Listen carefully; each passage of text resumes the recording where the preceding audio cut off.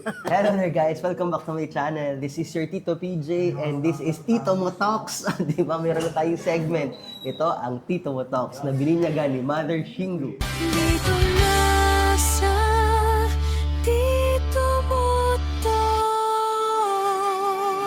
And for today's episode, ang kakwentuhan natin ay no other than, hindi ko na papahabain yung intro kasi kilala naman to ng lahat ng nandito sa Milano. Matatanda. Lalo-lalo na yung mga pioneer ng mga nandito sa Milano. Nandito po para ating kapanayamin ay si Madam E. Sa tinatawag na Esther Carinderia. Uy, wala mo ng backup, clapping. Madam E, kamusta po kayo? Ito, mabuti pero hindi makalakad. Pero mabuti. Wala tayong iyak na agad. Bakit parang iyak na agad kayo Hindi. na interview pa lang? Kung bakit ko ba naisipan na i-interview si Madam? Tawag ko kasi, ang tawag namin dati, Mother Esther.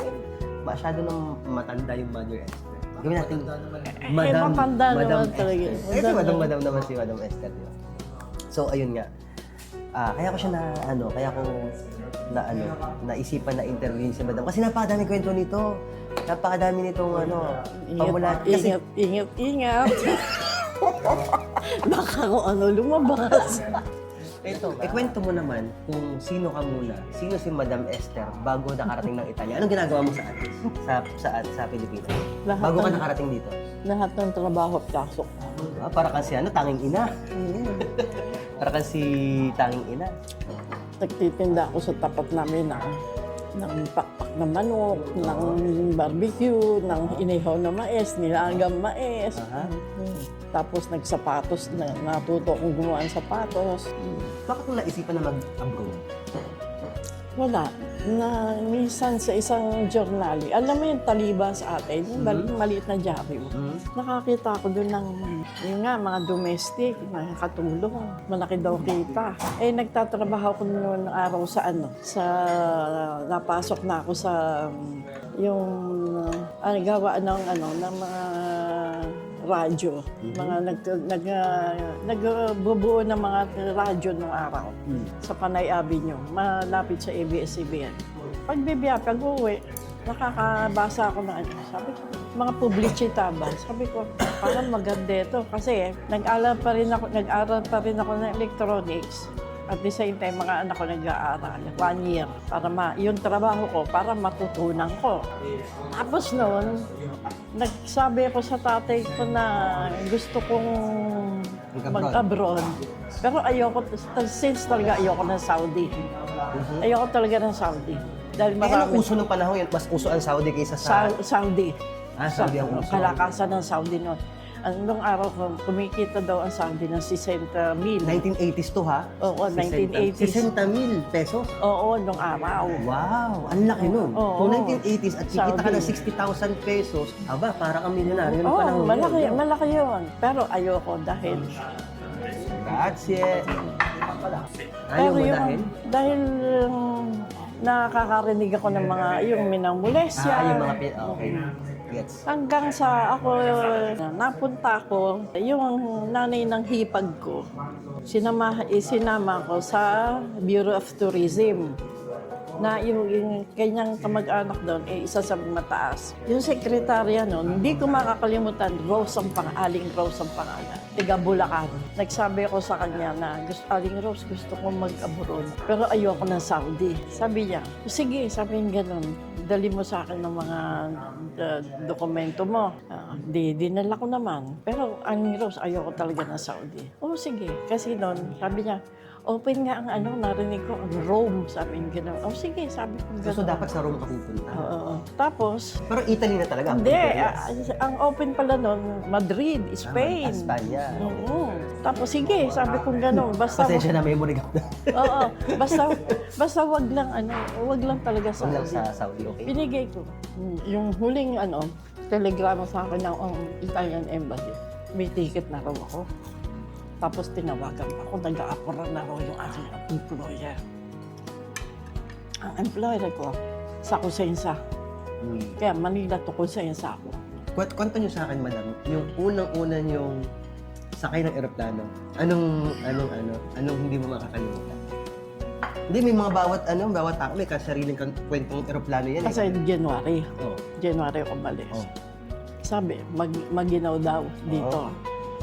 Bumili ako sa, COD ba no? Bumili ako ng jacket. Ranela. Ano yung pala nila? Parang sweater. Yung pala, hindi pwede. Kasi winter kasi January. Oo, January. At saka yung January ng panahon yun, hindi yung January ng panahon ngayon. Talagang sobrang lamig pa, no?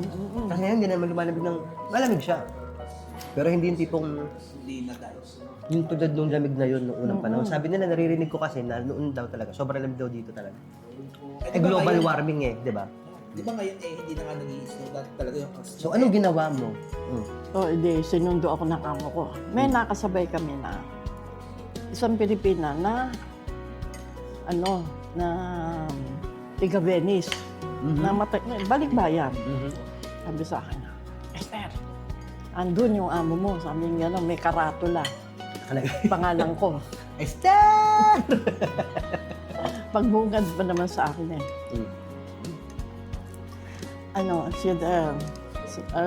I am Sir Antonio Santise.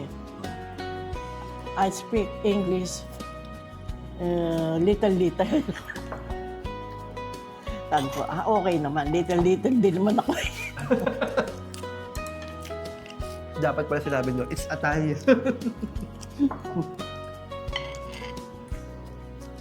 Tapos dinala muna ako sa kaibigan niya sa Rome. Binigyan ako ng sweater na makapal. Tapos sa bandang gabi, nagbiyahe kami. From Rome to Cosenza. Ilang oras yun siguro, mga mga 10-15 hours. Pagdating nyo dito, ano yung reaksyon nyo nung una nyo makita yung Italia? Wala kasi nang dumating ako gabi. Dumating kami gabi. Dumating ako sa Cosenza. Do you like coffee? Sabi sa akin na amo kong babae. Yes. Sabi ko Kasi may ang Italiano sa coffee, no? Punta na, ibinigay sa akin. Yung kape strepo. Syempre, hindi ka pa naman sanay nung panahon yun na uminom ng kape. Yung totoong kape, na espresso. Ang atin, di ba, yung mga Nescafe, ganyan. Ikaw na ko ng pag-inom nun eh. Oo nga. So, ano sabi mo? Hindi ko nainom. Sobrang pait eh. Ano sabi nung amo? Wala. You don't like kami. Tapos, eto na istorya. Kinatulog na. Kinabukasan paggising ko. Nakahanda na yung basahan, yung mga Yun na. Yan. Gusto ko yan malaman. Naglilinis ako ng salamin. Teka lang, ito. Gusto ko malaman. Hindi naman katulong ang trabaho mo sa Pilipinas. Hindi ba? Hindi ba ikaw ay nasa electronics, buy and sell? Natanggap mo ba agad na ganito ako dito? Katulong ako kasi dito? Natanggap mo agad? Kasi umalis ako sa Pilipinas, alam ko katulong ang papasukin ko eh. Kumbaga, naset mo na sa mind mo yun. Alam ko yun eh. Pero madami kasing pagkakataon, yung mga pumupunta dito, kahit na naset na sa mind nila, parang hindi pa rin siya nagsisink in until may hawak ka ng basahan at nagkukudkud ka talaga ng inodoro mo. Yung unang kudkud mo ng inodoro. Umiiyak ako. Umiyak ka. Yun, ng totoo, umiyak ka. Parang wala na atang hindi umiyak kasi ako umiyak. Pero at the same time, sa sarili ko, papasalamat ako sa lolo ko. Yung tatay ng tatay ko dahil militaryo, US militaryo yun eh. Siya ang nagdisiplina sa akin, siya nagturo sa akin na pagkagaling mo na weekend, lahat ng gamit mo, lalabad mo, ultimo sapatos, ultimo medyas, lalaban mo yun, sabay almirol, sabay plancha. Lilinisin mo kumbaga. Nasanay ako sa kanya. Kaya So nung... yung sa gawaing bahay, hindi, tsaka sanay ako eh. Yun, sanay ka sa gawaing bahay. Yun ang number one. Sanay ako. So hindi bumaba ang tingin mo sa sarili mo? Hindi. Kasi alam ko, yun ang pinasok ko eh. Domestic eh. Sino ka una-unahan mo naging kaibigan dito sa Italia? At paano? Sa Cosenza, dinala ko ng amo ko sa isang senyora na may Pilipina. Okay. Ang pangalan, Umbelina. Kapampangan siya. Aha. Kaso mas nauna pa yung size Oo, niyo. oo. Siguro yan, dumating sa Kusesa, mga 1975 pa. My God. Imagine 1975 pa pala may ano.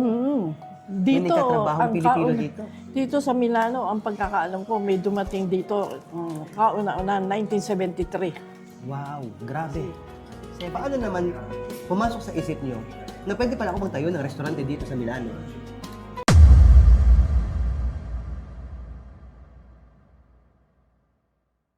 No. Kailan ba na sarado ang Esther Carinderia, madam? No.